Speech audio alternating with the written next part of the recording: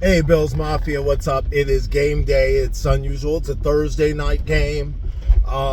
Bills and the Houston Texans. After that big win against Tampa Bay Sunday, the Bills have to go on the road to face the 5-5 Texans, who are currently fighting for their wild card lives themselves, along with the Bills and a few other teams. And this game, I don't know what to think. I'll be honest with you. Because the Texans are one of those teams where you can't take them lightly. And one of the reasons you can't take them lightly is their defense. Their defense is absolutely spectacular. They are top 5 in every category defensively. Also, it's one of those teams that the Bills, or I shouldn't say the Bills, but Josh Allen actually has a losing record against in his career. And NRG Stadium has not been kind to Josh Allen 17. If you remember, that's the stadium where he lost his first playoff game.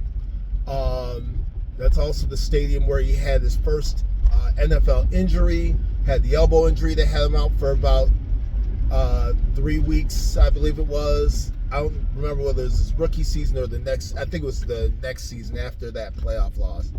But then there was last season where the game did not go well. It's just not been a good spot for the Bills. That being said, another problem the Bills are going to have today is one Keon Coleman, which I just heard about today. That dude is going to be out again, a healthy scratch. And I don't know what's going on. I don't know what's going on, but I do know this. When you have your top, he was a second round pick, but when your top pick in a draft in his second year, that was supposed to be, by all accounts at the beginning of the year, was supposed to be a year where he kind of took his game to the next level. When he's sitting there and you've got a healthy scratch in 2 games in a row, that's a problem. And I don't know what they're going to do, because the worst part about it is the fact that Kincaid is out, Mecole Hardman is out, and Curtis Samuel is out. So they've got 3 receivers, 2 tight ends, 1 tight end, 2 wide receivers. They're all out, and you still bench Keon Coleman. That's not a good look, and it's not a good sign. I hate to say it, but if that's going to be the case, then he may not want to buy a house in Buffalo, because I guarantee you he could wind up being another Kaiir Elam. He'll be there if you absolutely have to go to him, but you don't want to go to him. And it's so sad, because he endeared himself to Buffalo fans his rookie year. He really did. Personality-wise, I thought he was going to be great. I didn't know how great of a player he was going to be. I thought he could improve his game. I thought, maybe he'll get better in the offseason. The first game of this season, he was really good. I don't know.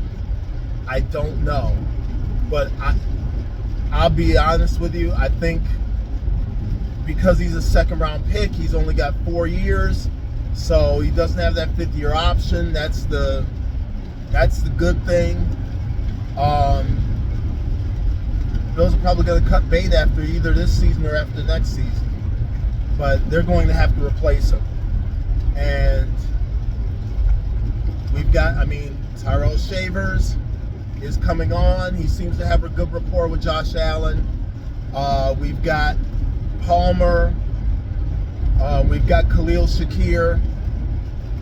Hopefully, you still got Dawson Knox. They're probably going to go to a lot of 2 tight ends because of Houston's defense. So hopefully the Bills will not be hampered by this, but I don't have a good feeling about it. Honestly, I don't think the Bills' defensive problems are going to be as much of a big deal tonight, because Houston's offense really consists of one playmaker and their wide receiver. His name, I don't know why his name escapes me, but that's really their main playmaker on offense. Their run game is okay. Hopefully the Bills don't make them look like, make their running backs look, one of their running backs look like the second coming of Earl Campbell. If you don't know, look it up. I think that we should be able to reasonably hold them. So my prediction for this game, it's going to be a nail biter. I think Bills win 20-17 and go to 8-3 and try to keep pace with the New England Patriots. As always, go Bills.